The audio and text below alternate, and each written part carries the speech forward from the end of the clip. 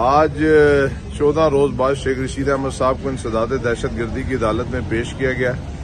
ابھی وہ عدالت کے اندر موجود ہیں۔ جج صاحب نے الاؤ کیا ہے کہ 4 بجے تک وہ عدالت میں رہ سکتے ہیں اور اپنے پولنگ ایجنٹ اور اپنے اتھارٹی لیٹر وہ سائن کر سکتے ہیں۔ ان کی طبیعت اب ٹھیک ہے۔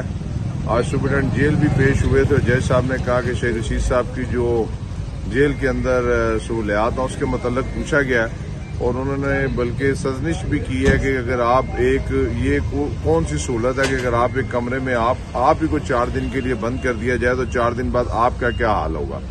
شیخ رشید صاحب نے جج صاحب کو کہا کہ مجھے 10 سیل میں رکھا گیا لیکن میں گھبرانے والا نہیں ہوں اور مجھے سورج کی روشنی میں بھی نہیں لایا جاتا اور میں اپنے کمرے کے اندر ہی بند رہتا ہوں اور کمرے کا جو تالا وہ بھی میں نے نہیں دیکھا کہ کبھی کھلا ہو۔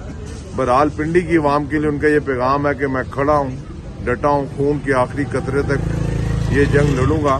اور پنڈی کے لوگوں کو انہوں نے کہا کہ باہر جا کے کہنا ہے کہ میں نے اپنی ساری زندگی شہر کے اوپر نشاور کی ہے، اب آپ لوگوں کے امتحان کا وقت ہے۔ اور انہوں نے کہا کہ مجھے اب یہ یقین ہوتا جا رہا ہے کہ یہ 8 فروری تک مجھے نہیں چھوڑیں گے اور آپ نے میرا انتظار نہیں کرنا، آپ نے میرے انتخابی نشان کو یاد رکھنا ہے۔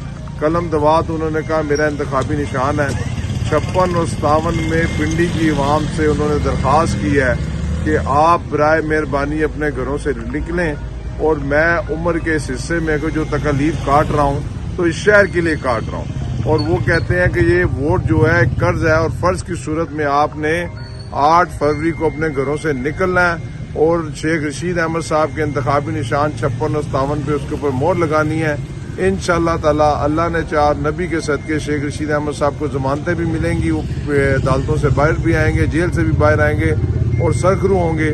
میری بھی آپ لوگوں سے یہی درخواست ہے کہ اب یہ 6 دن کا الیکشن ہے، 6 فروری کی رات 8 بجے ہمارا لال حویلی کے باہر جلسہ ہے۔ ہم کوشش کریں گے کہ شیخ رشید صاحب آ جائیں، اگر نہ آئے تو لیکن آپ نے بھرپور طریقے سے جلسے کو کامیاب کرنا ہے۔